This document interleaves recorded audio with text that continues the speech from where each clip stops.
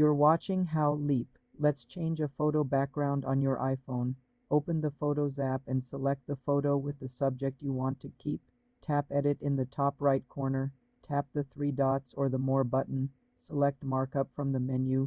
Use the lasso tool to carefully trace around your subject. Tap and hold to automatically trace or draw manually. Once selected, tap Copy.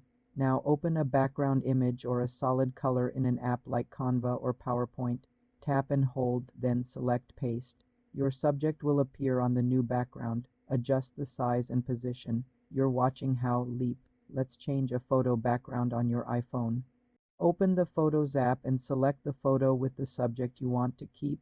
Tap Edit in the top right corner. Tap the three dots or the More button. Select Markup from the menu. Use the lasso tool to carefully trace around your subject. Tap and hold to automatically trace or draw manually. Once selected, tap Copy. Now open a background image or a solid color in an app like Canva or PowerPoint. Tap and hold, then select Paste. Your subject will appear on the new background. Adjust the size and position. For a better result, use a dedicated app like PhotoCut Background Editor from the App Store. For more simple tech tutorials, subscribe to the channel.